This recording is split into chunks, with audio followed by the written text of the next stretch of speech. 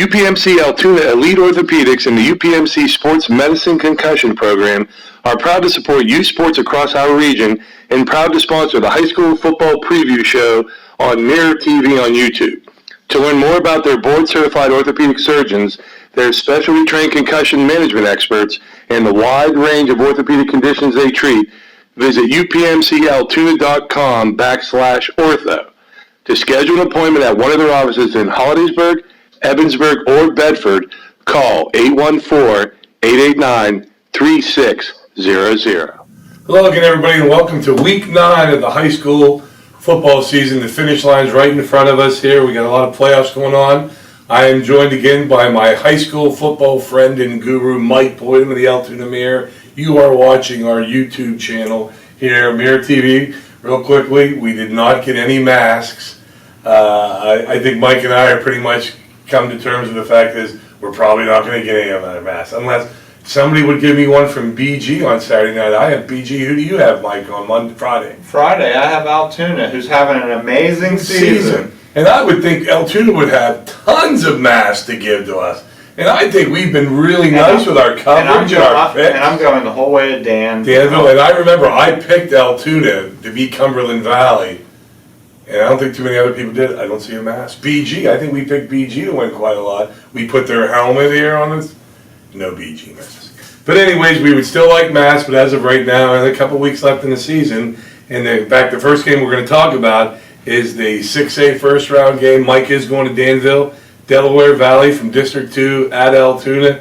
If you read our story in Thursday morning's paper, Delaware Valley coach very, very complimentary of the Altoona football program. What are you expecting from this game, Michael? Yeah, well, Delaware Valley, this has been where their kind of stopping point the last few years, where State College has been beating them. The last few years they beat them significantly.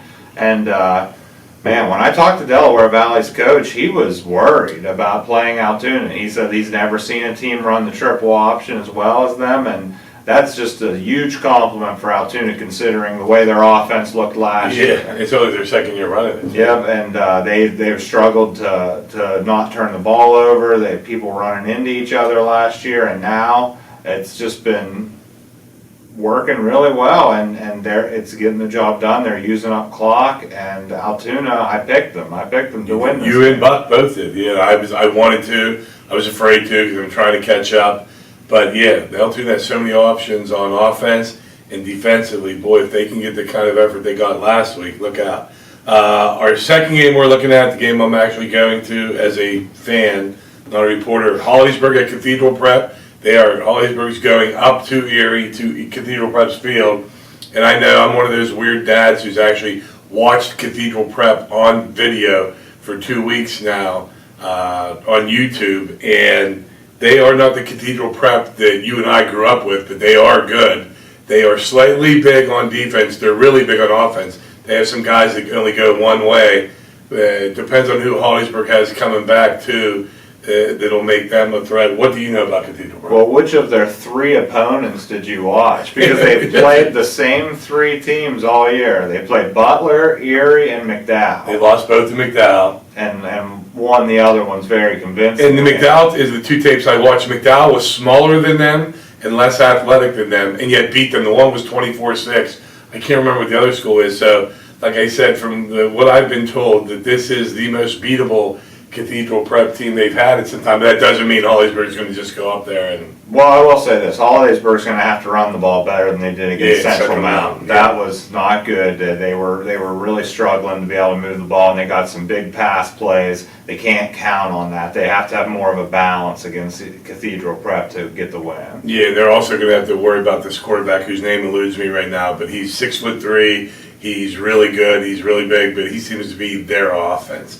The next game we're going to talk about is another playoff game. It's going to be at Tiger Stadium. Central versus Bedford. Central without Jeff Honestein, which Mike and I would give a shout out to Jeff if he is watching. Get better. Nice kid, nice family, nice team. And it's a shame what happened to Jeff last week. But I would have thought this game would have been hard to pick if Jeff was playing. And now with Jeff not playing, you're asking JV quarterback Ryland Doherty. I mean, he did a great thing against Tyrone, but gosh, Bedford has Mercury Swaim, who is their version of Jeff Hohenstein. Yeah. That's a tall task for Central this Friday night. It's going to be a tough task, but Central's not going to back down, and they have the receivers that have helped Jeff Hohenstein have the success. By the way, like I echo what Scott said, good luck to Jeff on his way back. Hopefully he gets back for baseball season. He's a really good baseball player too.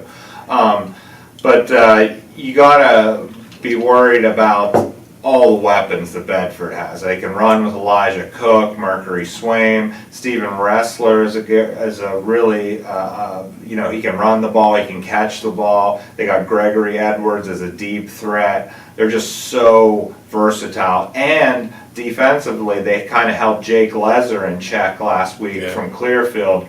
And Jake Lezer's somebody who has wreaked havoc on everybody he's played this year. So, it's going to be a tough challenge for them, but I don't think they're going to back down. Central's going to bring their best effort. Yeah, and Central, has those nice receivers like Klotz and Biesinger and Boyles. And I tell you what, the one kid we didn't talk about, and I watched him Saturday night, was the Hunter Smith kid, who's a freshman, who starts both ways for Central, and he's really good. And maybe the MVP of that Central Tyrone game was Parker Gregg. How he ran the ball. Yeah, especially Parker Gregg. Tyrone knew he was going to carry the ball there at the end because they didn't have Jeff Hohenstein in there, and he still got that really positive yard. But that offensive line and defensive line for Central is really going to have to give their offense a chance to stay in this game. Our next game we're going to talk about real quick is one that maybe on paper isn't going to look so hot because I think they played during the season and Richland beat them pretty good. But Richland is playing Cambria Heights in the District 6 2A final. That game is Friday at 7. Cambria Heights is on a roll, but boy, that's a tall task there to beat Richland. Well, in the preview story in Friday morning's paper, I'm going to write about, Cambria Heights has already made history. This is their first District 6 championship appearance.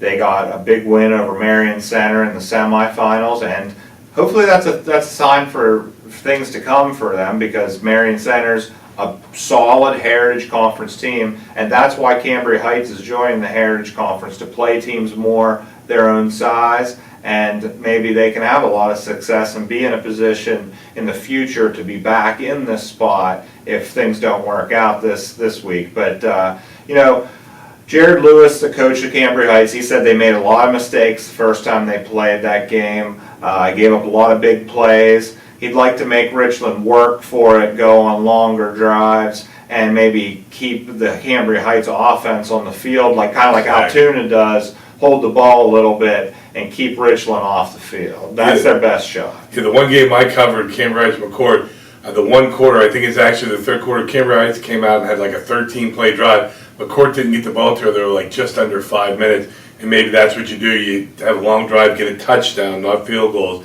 and force Richland to think, geez, we only got 5 minutes to go in this quarter. We better do something. So, but I'm rooting for Heights. Let's hope Heights can pull this one out. Saturday, Northern Bedford hosting Red Bank Valley, 9-1, or District 9, number 1 seed. That's going to be at Windber. What do we know about? We know how good Northern Bedford is. What do we know about Red Bank Valley? Well, Gary Black thinks that Red Bank Valley is a solid team. They're very balanced, just like Northern Bedford. They can pass, they can run, but what he likes is that they're on equal footing. He really, Coach Black was talking to me about that pod. If Northern Bedford can win this game, they'll play the District 10 champion, and Farrell was that last year, but they're up to 2A, and he feels like, Northern Bedford has a chance the next two games. We don't want to look ahead. We don't want to jinx you. We don't want to jinx you. But if Northern Bedford can win the next two games, right there they are in the semifinals. Against District 6? Against Whitfield. Oh, against Whitfield, okay. No, actually, it's possible that we could have Northern Bedford and BG, or Junior Valley, or whatever team wins out of District 6. Can we play that at Mansion? Can you and I petition that? Yeah, they could probably get more people in the stands. Yeah. Hershey doesn't have to have a monopoly on this. I don't think the PIAA is going to. They're not watching our show, but if you are watching our show, Dr. Lombardi, keep that game here. Anyways, our next game we're going to talk about, another game that's at Windber. Chestnut Ridge 3, Berlin Brothers Valley is the number 1 seed, District 5 2A final. And the last 2 years, Chestnut Ridge has smoked them. Oh, yeah. And has Chestnut Ridge always been the lower seed, too? No, Berlin's been the lower seed, and And now Berlin's the number 1 yeah, seed. and they've looked good. But actually, I'm not aware 100% of the details, but I know a couple players. I think at least one was from Berlin was in a car accident on Sunday. So they're dealing with some things beyond football right now, and.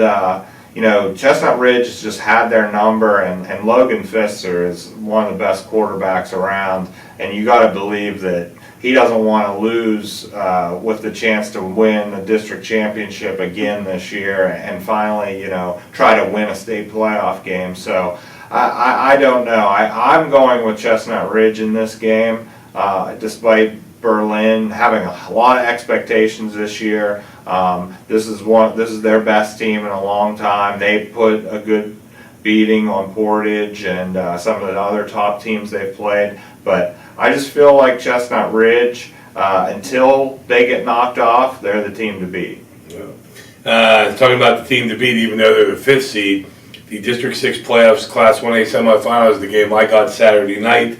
Purchase Line, the number 9 seed, who already has an upset under their belt, and for this going into this game, they're at BG at Mansion Park. BG, this would have to be an upset of huge proportion without jinxing the Marauders. But I gotta think BG's got to be if we did Vegas odds on this game, this could be a double-digit odds makers game. Probably. But I will. But we don't encourage gambling at the high school level. We do not. But I'll play devil's advocate here for a minute. In our rushing leaders that we run in the paper, Zach Mallon from Bellwood, I believe, is the leading rusher with about 901 yards or something like that through 8 games. Now, this kid, I think actually Mallon's played 7 because Bellwood missed a week. But Purchase Line has a kid, Josh Seister. He has 1,507 yards in 8 games. I mean, those are unbelievable. Video games. 23 touchdowns. I don't know. I know one of our producers, Dan, is a video game player. Maybe he's better than me, but I definitely couldn't put those kind of numbers up on Madden. Is he like Bo Jackson Tecmo Bowl numbers? Maybe I could do that because that's my style. And he's a quarterback too. This sister. No, he's a running back. He can throw. He's filled in at quarterback. Okay. But he's a really good player for them. But Conemaugh Valley had a really good running back in Logan Kent, and look what happened. And that was 41-0. So hey. Couple years ago, Bishop Guilfoyle was playing Juniata Valley in the semifinals. The game in Holliesburg? Yep. Nobody thought that Juniata Valley was going to win that game, and they won 9-3. So it was a Saturday, and I think we all came back in the Mayor newsroom, and nobody could believe. Did you have that game? I did not have that game, but nobody could believe that final score. Yep, and so hey, this is high school football playoffs, and this is 2020. Anything can happen. And that's it for our games. We do want to give one extra. This Friday night, tonight, or whenever you're watching this tomorrow night, Bellwood Annis is hosting Tyrone? No, Tyrone is hosting. Tyrone's hosting Bellwood Annis, and it's supposed to be the last game of the year for both teams since they've been knocked out of the playoffs. I'm a little disappointed because they were supposed to play at Holliesburg, Tyrone was, and just in case, I always like to have, and I'm not even the AD there, but I always like to have a game ready to play again because we're allowed to play till November 20th. I'm pretty sure that PNW. As long as you don't go over 10 games. Yeah, but Mike said he read and it was reported that this is it. Bellwood and Tyrone are done. So, but that should be a pretty good game too to see who can get up there because both are disappointed coming off playoff losses. Bellwood Annis lost a little bit more heavily to Richland. Tyrone lost the last couple of seconds there. That game, and before and they're good. They're they both have something to gain out of this. There's some younger players and some of even the seniors like Damon Griff. He's like one of our top receivers in the area. If he gets 150 yards receiving, he'd go over 1,000 for the year. I mean, there's some milestones there. Plus, it's the backyard brawl. People are going to be interested in it. And some of these games that these teams are playing, these regular season games, they're calling them bowl games. You'll love this. So I talked to the Portage coach, and I asked them if they were playing this week. He said, yeah, we're playing Myersdale, and we're going to call it the Maple Syrup Bowl. So, What's Tussey Mountain Johnstown? What are they even calling that one? Tussey Mountain's playing in Johnstown for the first time in probably what? Never happened, I can't imagine. And your great stat that you had, Johnstown is 1-29. 127. 127 in their last 28 games. But real quick, Mike's favorite segment that he can enjoy rolling his eyes again for, our cool names segment.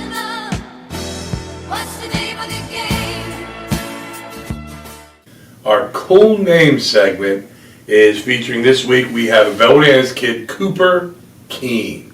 Cooper Keene. And even though Claysburg Kimmel does not have a game this week, I understand, right? Are they done? Oh, what were you talking? Claysburg Kimmel has a kid named Hawk Claycomb. Now, Claycomb is a Claysburg area name, but Hawk Claycomb sounds really cool, I think, personally.